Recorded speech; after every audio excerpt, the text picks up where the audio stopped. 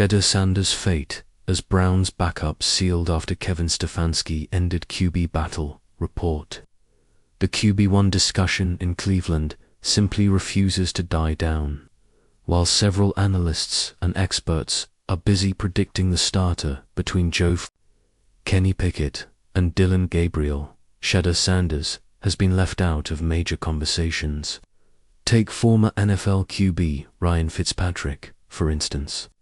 In an appearance on Good Morning Football, he opined that Flacco would be the main man, considering he has the history there and the experience to sustain. In fact, his journey from the Ravens' Super Bowl MVP to becoming the Browns' beloved veteran is an unexpected one. But what makes it even more intriguing is that he has found joy with the Browns. The funny thing about Joe is I think that he's probably been happier here in Cleveland than he has in most of his other stops and most of his other years in football. Browns beat reporter Mary Kay Cabot stated recently, "That's an interesting observation. Considering the veterans spent a decade with the Browns' division rival but somehow got Cleveland to love him. And so when the starting QB conversations are brought up, you'll most likely hear his name. So Tommy Tran, Danny Cannell, and Mike Renner from CBS Sports sat down to discuss the Browns' starting quarterback for Week 1. If you zoom in, you can feel why Shedeur isn't the ultimate starter. I'm going to go with the seasoned veteran of Joe." Cannell said when asked who he thinks will be the QB1 in Week 1. The one-time elite Joe Flacco, the 40-year-old Joe Flacco. The writing has been on the wall ever since the Browns signed Flacco earlier this offseason. He's a veteran, a Super Bowl champion, and has the pedigree to perform under pressure. I'm going to say he has the edge because the tendency for head coaches to normally go to is the guy that you feel the safest with, especially in a year when you feel like you need to kind of get things started on the right track. Cannell added, "I know it has been a very interesting off-season for Shedeur Sanders, and as you know, consumed a lot of headlines around the draft. And I think eventually it's a great opportunity for him. But when it's all said and done, I do think Joe Flacco will get the nod Week 1. Now, is he starting Week 17? I highly doubt it. But from the stability standpoint, coaches love those who give you the best chance to win. I think that's Joe Flacco. But Mike Renner wasn't on board with Flacco as the QB1.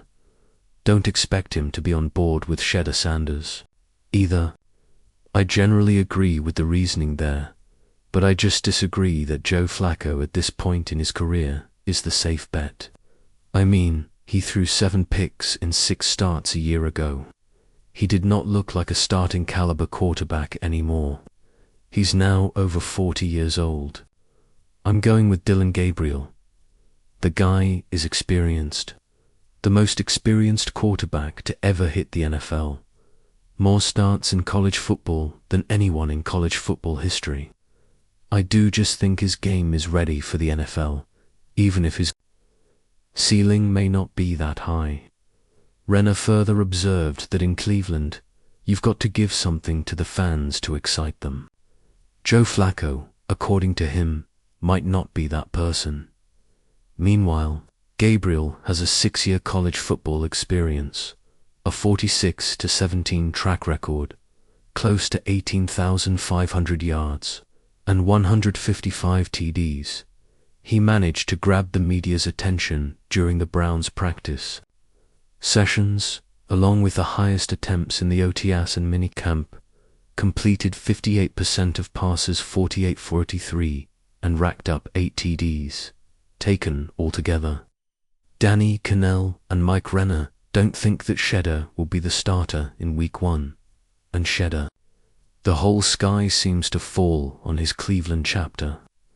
The only NFL chapter so far. Kevin Stefanski to cut Shedeur Sanders.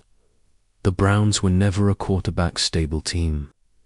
Back in the day, they lacked a franchise quarterback.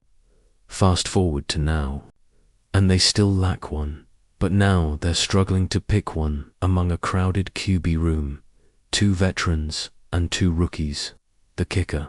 Trade rumors.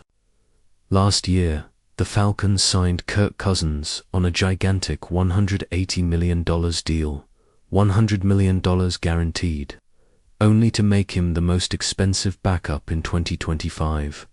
Cousins said the Falcons misled him and drafted a rookie QB. Michael Penix Jr. One thing led to another, and now Cousins wants to get out of Atlanta, and the Falcons want to get rid of him. He's too expensive. And according to Bleacher Report's Brent Sobleski, the Browns might trade for him. The plan is to reunite him with coach Stefanski and add stability in the quarterback room. But then again, there's a caveat. Who's the bait? Many believe Shedeur Sanders will be out so that a Cousins-Stefanski reunion can happen. NFL trade rumors suggest the Browns are considering trading the former Colorado quarterback. The vision seems palpable. He's just 23, talented, and definitely has value elsewhere.